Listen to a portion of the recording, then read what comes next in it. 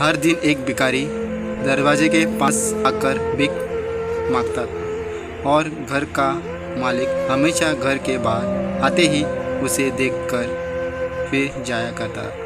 कई बार उसके लिए गालियाँ भी बकता। वो कहता, तू जिंदा ही क्यों है? पूरी ज़िंदगी ऐसे ही भीख मांगेगा क्या? धरती का बोझ क्यों बना बैठा है?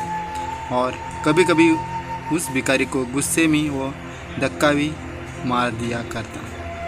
इतना कुछ हो जाने के बावजूद अधिकारी के मुंह से सिर्फ यही निकलता कि भगवान भगवान तुम्हारे पापों को माफ़ करे।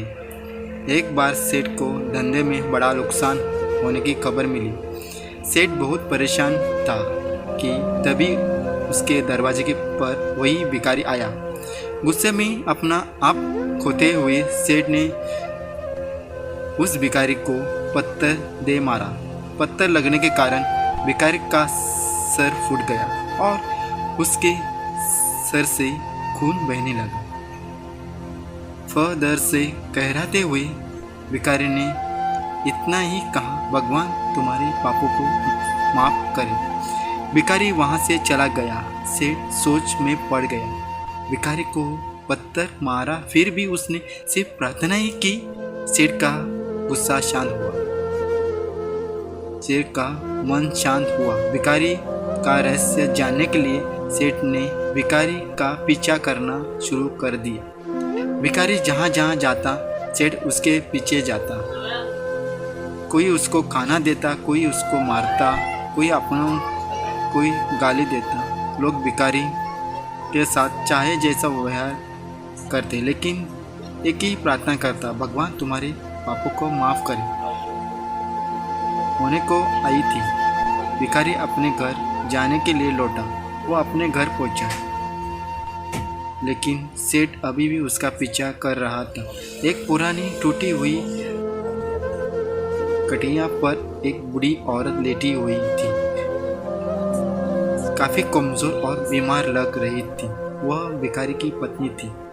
अपने पति को वापस आता देखकर वह खाट से उठ गई। पत्नी को अपने पति के भीख वाले कटोर में देखा। उसमें सिर्फ आधी बासी रोटी थी। उसे देखकर वह बोली, आज बस इतना ही मिला और वहाँ आपके सिर से खून निकल रहा है। चोट कैसे लगी? बुढ़ा भिखारी बोला, आज बस इतना ही मिला।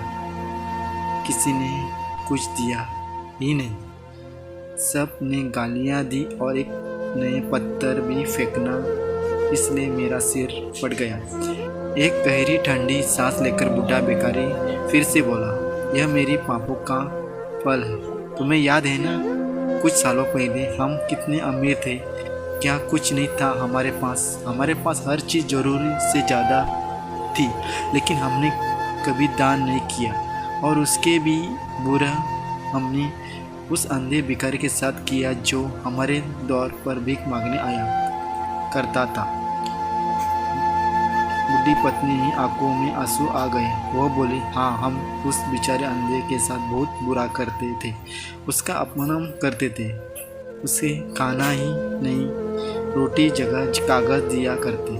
उसका मजाक उड़ाते और कभी कभी मार भी करते। मैंने कभी उसका रास्ता नहीं दिखाया। एक बार मैंने उसके मुंह पर मिट्टी भी फेंकी थी और वह हमेशा दुखी होकर यही कहता कि भगवान तुम्हें तुम्हारी किए की सज़ा देगा। भगवान तुम्हारी पापों को सज़ा जरूर देगा। उसका श्राप सच हुआ और हम इस दुख भरी जिंदगी में आ गए। भिखारी बोला, हाँ, उसका श्राप सच हुआ, इसलिए मैं किसी को बुदवा नहीं देता, चाहे कोई मेरा साथ कैसे भी बर्ताव करे। मैं हमेशा उसके लिए प्रार्थना करता हूँ। मैं नहीं चाहता कि कोई भी हमारे जैसा ज़िंदगी अनुभव करे, किसी की भी हमारे जैसी दुख का सामना करना पड़े। वो नहीं जानते कि वह कितना बड़ा पाप कर रहे, इसलिए अनजाने में हुए पाप की ऐसी सज़ा किसी को भी मिले नहीं चाहता। सेठ वहीं पर चुप कर रही सारी बातें सुन रहा था। अब उसे सब कुछ समझ में आ गया। भिखारी और उसकी पत्नी ने वह आधी रोटी में बांटकर खाई और भगवान को धन्यवाद बोलकर सो गए। अगले दिन बड़ा भिखारी फिर से भीख मांगने गया सेठ के घर के पास। जाते ही सेठ ने पहले से गरम रोटी उसके लिए निकाल कर रखी थी।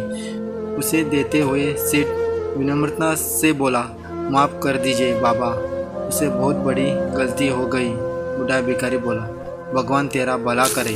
इतना कहकर वह आगे निकल गया। इस कहानी से जो सीख लेने लायक है वही बड़ी है। सफल है कि आदमी चाहे किसी के बारे में बुरा ही कहे या भला करे, लेकिन भगवान सिर्फ कर्म के हिसाब से उसको फल देता है। क्या हुआ अगर भगवान नहीं दिखता है, लेकिन यह बात बिल्कुल सच है, उसके खाते में सबका हिसाब बहुत बहुत पक्का होता है। इसलिए जब किसी के लिए कुछ भी करो तो अच्छा ही करो।